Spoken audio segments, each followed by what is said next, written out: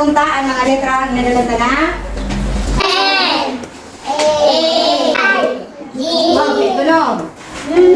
A, I, G. Okay, hindi kita sa G. Kasi ako sa niya so, ultimong letra ang inadalanta. Ano ang mga usipon na nagapon sa tunog na G? Gusti. Good thing, very good. Gitara. Grifo. Grifo. Ano ba? Galon. Gumamela. Gumamela. Gapi. Gabi. Tapos na kita sa G. So dito naman kita sa pang-limang letra. O pang-lima na kita ha. Dali sa letra makabasa. Basta rundumon, tandaan ang mga tunog sa letra. Kasi ang tunog, dyan ka mo magbabasa. Bukod man sa ngaran sa letra. Nasagutan? Okay. So, ay mga drawing ginanap sa inyong ipakita. Ngaranan kung ano ang nasa retrato. Ano yade? Malala. Ay, hindi pala. Hindi, gabi. Didi, pigadara, ang mga tao pag nagailang. Hospital. Okay, ulitin. Hospital. Sabay-sabay. Hospital. Sino kaya ang nakabot na sa inyo sa ospital? Ako. Yan, nagulo ka mo sa ospital. Ako kita. Yan, nakabot ka sa ospital. Nagulo ka sa ospital. Iya, balin sila na. Okay, pag dito, ano pag doon. Kasi ba nakabot ng ospital? Nagulo ka mo sa ospital. Di ba kaya pa? Nagpa-check up. Okay, baka. Ulitin. Hospital. Okay. Ano naman? Yade. Ulit. Ulitin. Ulit. Ano naman yung pinuksan urig? Sisaya may ataman na urig sa baba. Wow, ano may marami nakuha. Wow, sana all. Sana all sa dito mga dali. Okay, next. Ano naman yadi? Sabi ka, pindot-pindot yadi, ganyan-ganyan na. Ano naman sa di? Na pag pinindot mo, may magalwas na tugtog, tunog. Okay, ano naman sa di mga bata? Organ. Sabay-sabay? Sa kadalasan sa mga simbahan, sa mga artista, ay may sindasan, organ. Sabay-sabay? Next. Ano naman, yakde? Talong. Tanong ba ko? Okra. Very good, Jerry. Sabihin? Okra. Isa yan nagkakaroon okra. Wow, sigurado kayo?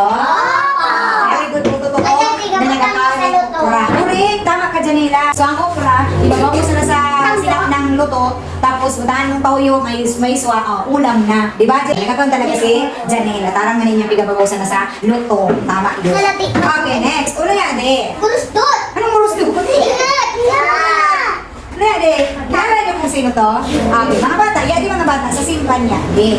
Padit siya. Kaya makinig mo na, yes, padit siya. Kaya lang sa mga padit, siya ang medyo may katundan. Parang kung magasama mo din sa mga maestra, ang may mataas sa amin na tungkulin, si Sir John Mark. Parang boss namin si Sir John Mark. Naintindihan? Pag dito sa paaralan. Sa mga padi naman, ito naman yung parang boss nila sa simbahan. Alangan sa inda, obispo. Ulitin? Obispo. Ulitin? Obispo. Yan, ganyan ang obispo. Ay, siya sulog din sa payo na yung kalo na bilog. Yan ang obispo. Okay, next. Ano naman yan eh? Bukan niya din rin, no? Taang rin mga bata, pinagutan sa kamo. Tarang sa rin, yan din. O yan, ikutan ko yung sarili ko sa kamo ko. Sa bahay lang yan, di ba? Sa balay lang yan. Kaya, kailangan saan? Orasan. Okay? Pero yan din. 12.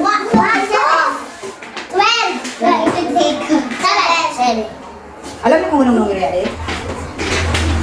Pero, anong numero yan din? 1, 2, dalawa? Kung isa, 1. 11. Pero hindi ito 11. Kasi bibikulin natin yung 11. Bibikulong taso, 11. Kapag bilang daw kita ni Kusar. 1, 2, 3, 4, 5, 6, 7, 8, 9, 10, 11, 12, 13, 14, 15, 16. Yan! Ulit natin. 11. Isa pa? 11. Isa pa? 11. Ano ba sasabi? 11 sa Bicol. Naintindihan ko? So, upurong ka ang mga drawing na narayan ko, sumunod sa hospital. Hospital. Kurig. Ulit. Organ. Organ. Okra. Okra. Obispo. Ispo. Orasan. Orasan. 11. 11. Ulitin, isa pa? Hospital. Hospital. Yan. Ulit. Organ. Sabay. Organ. Okra. Obispo. Obispo. Organ. 11. Ayan. Nga na, bilugod ang primerong tunog. Here we go sa primero ha. Yung sabi sa primero, sunama mo na. Kung ako sa naan magkasabi, bilugod ang primerong tunog. Hospital. Orig. Organ. Okra. Obispo. Orasan. 11. Ano ang primerong tunog? Yes, Al. Ulitin. Isa pa? 5 beses? Yan. Aling mga drawing na nakikita ninyo, ninyo, ang primerong tunog nila, Jo Marie, O. Sabihin mo na, Jo Marie? O. Isa pa? O. Sabihin mo? O. Sabihin mo? Sabihin mo? Sabihin daw? Sabihin mo? Sabihin mo? Sabay-sabay? O. Yan. Okay. Yan ang unang litra sa alfabeto ang may tunog na O. Unang ngaran niya. Kasi yung O, tunog yun. Uno ang ngaran niya sa litra. O. O. Wala pa kasi Janela. Sabihin natin letrang O. Letrang O.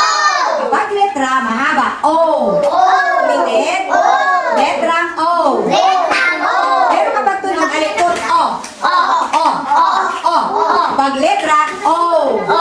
Diba? Ulitin. Yan. Madaliin ang O, di ba? Jo Marie, kasi bilog man sana. So, ang nagulo na O, nagulo man na bilog. Di ba? Ang sa dayot na O, sa dayot man na bilog. Ang dali-dali, Jo Marie, di ba? Para bilog. So, yan ang letra. O. Letra. O. Letra. O. Tunog. O. Yan. Pag tunog, alikot na sila. O. O. Sige, letra. O. Tunog. O. Tunog. O. Tunog. O. Nasa bulan? O. Yan ang letra natin ngayon. Napakadali. Okay, ulitin natin. Ako muna. Talinganing O, magiging No. So, bigataling man sana ang duwang tunog. O, tunogin ta. O, No. Ulitin. O, No. Again. No. Again. No.